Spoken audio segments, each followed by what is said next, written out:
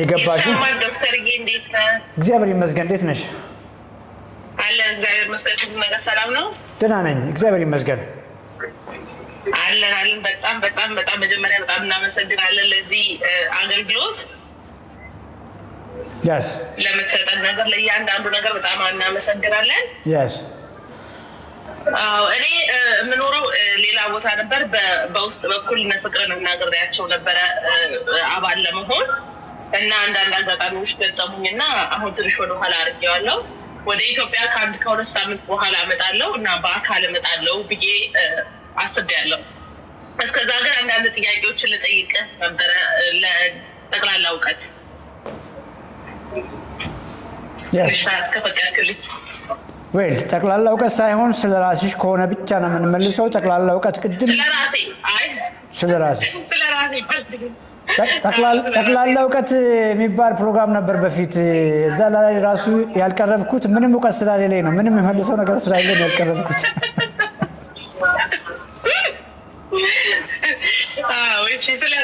ስለራሴ ነው። እሺ እኔ 33 ዓመቴ ነው።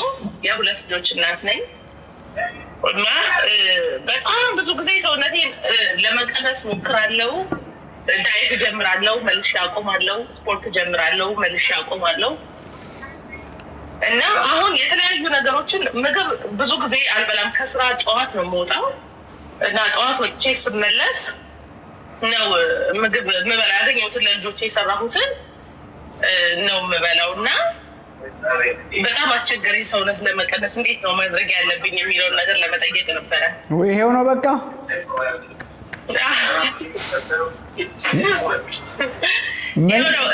ትንሿ ልጄን ስወልድ ዲያቤቲ ነበርኩኝ፣ ግን ከወለድኩኝ በኋላ ያው መልሶ ተስተካክሏል። ግን የመጨረሻ ሀይ ሪስክ ላይ ነች ምናምን ብላ ዶክተሯ ነግራኛለች።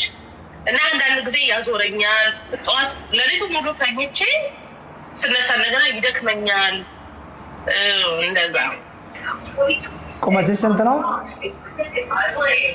ቁመቴ 1.58 ነኝ። ኪሎሽ ስንት ነው? 83 ኪሎ ነኝ። እና የቀድሞ ዲያቤቲክ ፔሸንት ነኝ ብለሽ ነው የምታስቢው? በእርግዝና ወቅት ስኳር ከፍ ብሎ ስለነበረ አሁን የለም ብለሽ ነው የምታስቢው?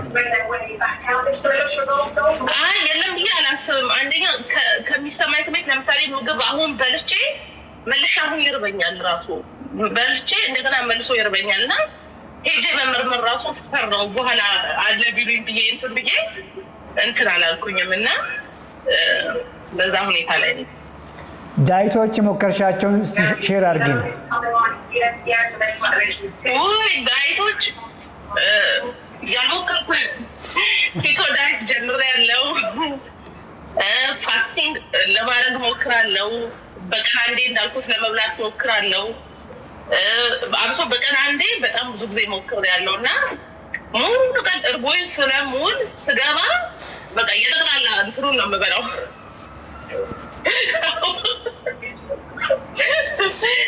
እና እንደሱ ሞክሬያለሁ። ሰላጣ ብቻ ለ20 ቀን ነው ለእንደዚህ ለ25 ቀን ሰላጣ ብቻ እየበላሁ ሞክሬያለሁ። እንደዚህ ውሃ ፋስቲንግ ሞክሬያለሁ እና ግን እዛው መርገጥ ሆነ ጉዳዩ። በውሃ ምንድን ነው ያልሽው? ውሃ ብቻ እየጠጣሁ ምግብ ሳልበላ አንድ ቀን ማደር ምናምን እና በሁለተኛው ቀን በቃ ያዞረኛል እና በቃ ነገር አይሰራም ማለት ነው ብዬ ተመልሼ እበላለሁ። ምን አይነት ስሜት አለው በውሃ ብቻ መኖር? ወይ ከባድ ነው በጣም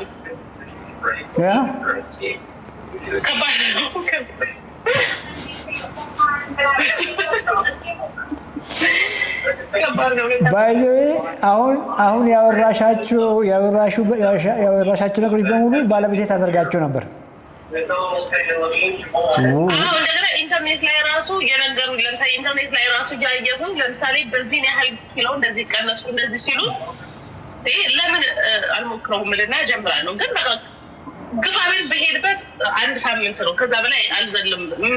ከኔ ጋር የሚሆንልኝ አይሆንም እና በጣም ወደ አገባ ሆነ። ዛሬ ምን በላሽ?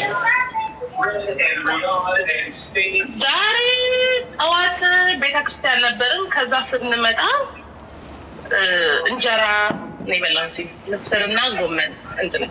ምስሯ ቆንጆ ወጥ ናት። በጣም ጎበዝ ነኝ ምስር። የጎበዝሽው እኮ ምግብሽ ላይ ብዙ ዘይትና ቅቤ ስለምታረጊ ነው ምግብሽ የሚጣፍጥልሽ። ምን ጎበዝ ነኝ ትያለሽ? ምን አላረግሽማ? ዛሬ እንኳን ጾም ነው፣ ቅቤ የለውም። ምስር ብቻ ባዶ ምስርና ዘይቷ ግን ዘይቷስ ሞቅ ያለች ናት አይደል? ያለ እሷ አይጣፍጥም መቼም። እኔ ስሰራ ብዙ ጊዜ ምግብ ሰው ሁላ ነው የሚለኝ ጨውና ዘይት ትንሽ አበዛለሁ እኮ። ለዚያ እኮ ነው የሚጣፍጠው። ቅድም ሳውራ ነበር አንድ ምግብ። ኦኬ፣ ሌላስ ቅመም አልተጠቀምሽም? ማጣፈጫ ስፓይሶች ምናምን? አዎ ቅመም እጠቀማለሁ። ኮረሪማ፣ ያው ዝንጅብል፣ ነጭ ሽንኩርት ምናምን። ያ እነሱ ናቹራል ናቸው፣ ናቹራል ቅመሞች ናቸው። ከዛ ውጭ የታሸገ ቅመም አልተጠቀምሽም? የታሸገ ምግብ ማጣፈጫ ምናምን ተሰባብሮ ምናምን? እሱን ነገር አልጠቀምም። የታሸገ ነገር ብዙም አልጠቀምም። የታሸገ ነገር ብዙም አልጠቀምም እና ጣፋጭ ነገርም ብዙም አልጠቀምም። ጎበዝ። በርቺ እሺ። ሚት አድርጊ። ቤዚክ ነገር አውራሻለሁ። እሺ።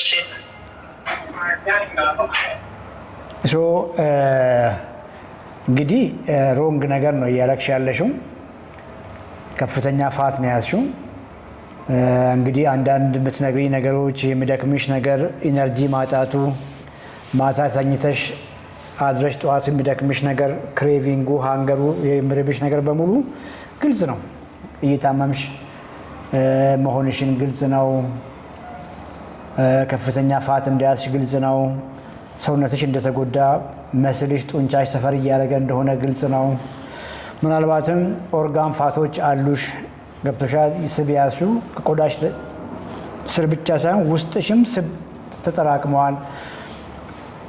ጉበት ዙሪያ፣ ጣፊያ ዙሪያ፣ አንጀት ዙሪያ፣ ከዚያም አልፎ ጉበትሽም ላይ ፋት ይኖራል። ጉበት ላይ ፋት ሳይሞላ በፊት ስኳር በሽታ የሚባል ነገር ቬሪ አንላይክሊ ታይፕ 2 ነው ማውራው። በፊት ታይፕ 2 ነበረብሽ በእርግዝና ወቅት። ጂዲኤም ምንም ጥያቄ የለውም፣ ኢንሱሊን ሬዚስታንስ ማለት ነው።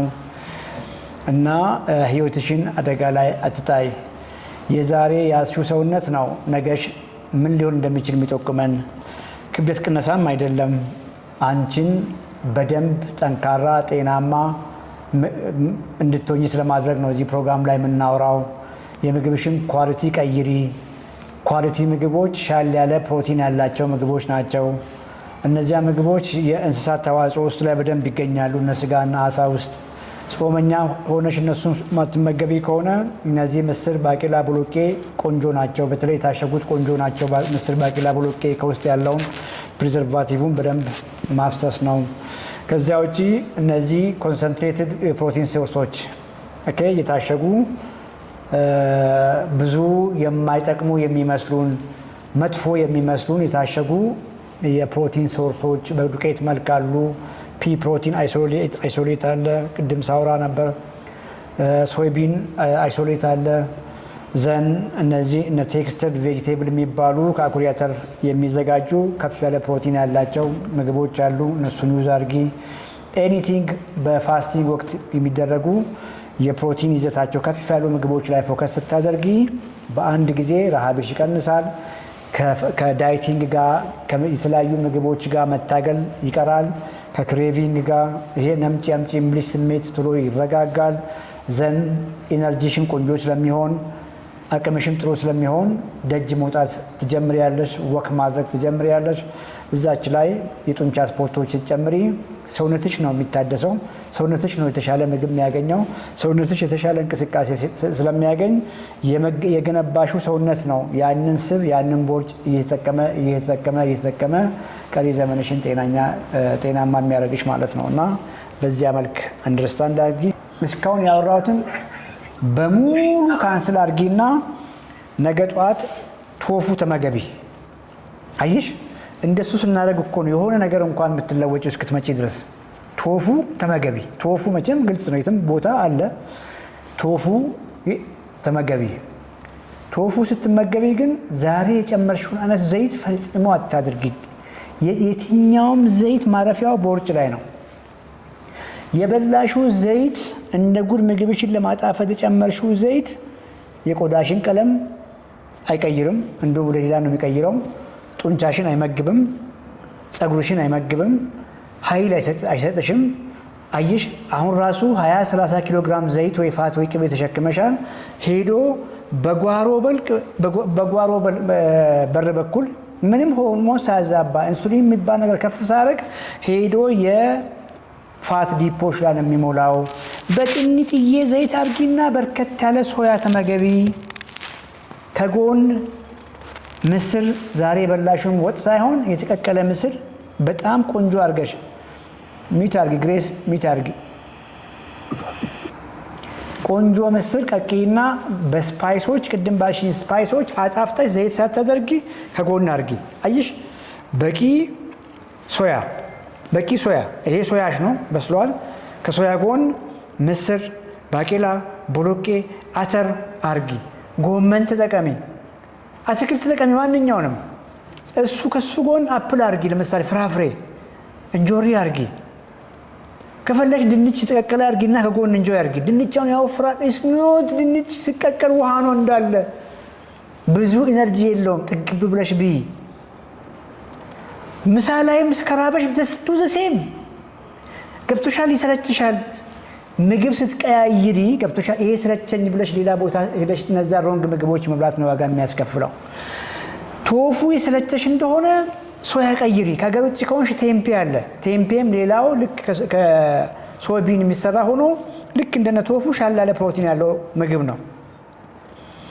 በዚህኛውም ባልኩሽ በቀን የሚያስፈልግሽን በቂ ፕሮቲን ማታገኝ ከሆነ የሚጠጣ እኮ ካተር የሚዘጋጅ እኮ ልክ እንደ ሆይ ፕሮቲን ጾመኞች ፕሮቲን እኮ አለ። ገዝተሽ እኮ እሱንም ተጨማሪ መጠጣት ትችያለሽ።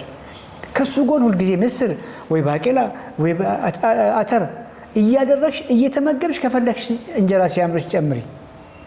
ምን ይከብዳል? ያውን ምንም አይከብድም። ኢነርጂ ስለምታገኝ ከዚያ በኋላ ወክ አርጊ። ጾም ሲፈታ ቀላል ነው። ከጾም በኋላ እነ እንቁላል አሉ፣ እነ አሳ አሉ፣ እነ ሰርዲን ሳልመን ምናምን አሉ። ስጋ ሲሆን ቀይ አድርጊ፣ ቺክን አርጊ። አሁንም ልክ እንዳልኩሽ ቅድም እንዳልኩሽ አትክልት እያረግሽ ፍራፍሬ እያረግሽ ስራስሮችን እያደረግሽ ጥግብ ብለሽ መኖር ስትቺ ኦኬ። ለምን በዚህ እድሜ አሁን ክብደት መቀነስ አይደለም፣ በደንብ እንዲገባሽ ነው የምነግርሽ። ታድሰሽ በጤና ቀሪ ዘመንሽ መኖር ትችያለሽ። ገብቶሻል በደንብ ሚትላንሽ? አዎ ገብቶኛል ዶክተር። አሁን እና ባለቤቴ ራሱ ስሜት ባለቤቴ በ10 ዓመት ነው የሚበልጠኝ እና ሁሉ ጊዜ የእሱ ታላቁ ነው ራሱ መስላቸው ሲያዩ ማለት ነው። እና እሱ ነገር ራሱ ትንሽ ለምን መሰለሽ ስለወፈርሽ እኮ አይደለም፣ ስለተራብሽ ነው። ሰውነትሽ ግርጅፍ ያለው ቆዳሽ ግርጅፍ ያለው ስለተራብሽ ነው። ሰውነትሽ የሚፈልገውን ምግብ እያገኘ እኮ አይደለም ነው እያልኩሽ ያለው እኮ አንቺ ልጅ። ዛሬ ከበላሹ እጅግ በጣም ቆንጆ በዘይትና በጨው ብዙ እንድትበይ በእንጀራ ካደረገሽ ምግብ ውስጥ ሰውነትሽ ምንም ነገር አላገኘም። ምንም እኮ አላገኘም። ጀስት ያቺን ወስዶ ስቶር ያደርጋል። ከዚያ በኋላ አሁንም አንቺ ይልሻል። እያረጀሽ እየገረጀፍሽ ያለሽው በረሃብ ነው፣ ምግብ ሳይጠፋ። ጀስት እቺ ዛሬ የነገርኩሽን ብቻ ሰምተሽ ቅድም ባርኩሽ መንገድ ስትጀምሪ ሰውነትሽ ተመገበ እኮ ማለት ነው። በቂ ነገሩን ስለሚያገኝ እኮ ነው የሚታደሰው። አየሽ፣ የክብደት ቅነሳ አይደለም ብዬ የማወራው ይሄንን ነውና ባለቤትሽም ቢሆን ጆይን አርግሽ። ማንኛውም ሰው በጣም በማውራው መንገድ ራይት ምግብ እየበላ እስካልሆነ ድረስ ፈጽሞ ጤነኛ ሊሆን አይችልም። ከጊዜ በኋላ በዚሁ ልቀጥል ካልሽ ሆርሞኖች ዲክላይን ያደርጋል። ፔሪሜኖፖዝ መግባት ይመጣል። አሁንም ገብተሻል። ስንት ዓመትሽ ነው እድሜሽ? 33 ከሁለት ዓመት በኋላ ደግሞ ፔሪሜኖፖዝ ትገቢያለሽ። ከጎንሽ ያለው ሆርሞን ዲክላይን ያደርጋል። እነ ኤስትሮጂን እነ ፕሮጀስትሮን ምናምን የሚባሉ የልጅነት የሴትነት ከለራችሁ ቆዳችሁ ውጥር እንዲ ጤናማ እንድትሆን ያደርጋችሁ ሆርሞን ቻው ደህና ሰንብቺ ብሎሽ ይሄዳል። አየሽ አሁን እንኳን ሮንግ እየሄድሽ በዚህ ሰውነት ወደ ፔሪሜኖፖዝ መግባት ከባድ ነው የሚሆነውና ፋይት አርጊ። ይሄ አንቺ መንገድ አንቺ ህይወት ነው። ለዛም እኮ ይሄ ፋይት አርጉ ብዬ የምለው ነገር ቀላል መንገድ ነው። ኢንጆያብል መንገድ እኮ ነው። የሚከብድ እኮ አይደለም። እንደው የተለየ እኮ ዲሲፕሊን መጠይቅም ባይዘይ እኔ አሁን ማውራው ገብቶሽ ዋናው በቀን በቂ ፕሮቲን ማግኘት ነው እያልኩ ሙሉ ቀኑን በሙሉ እንግዲህ እሱን አድርገሽ እኔ ዶናት ብትበይ እኮ ምንም አደረገሽም። እሱን አግኝተሽ ኬክ ብትበይ እኮ እሹ ላይሆን ይችላል እንኳን እንጀራ። በርቺ በቃሻል። ሌላ ሰው ጋር ላውራ። እሺ ቴንክ ዩ ዶክተር። ይዘሽ ልኝ አገኛለሁ ስመጣ። እሺ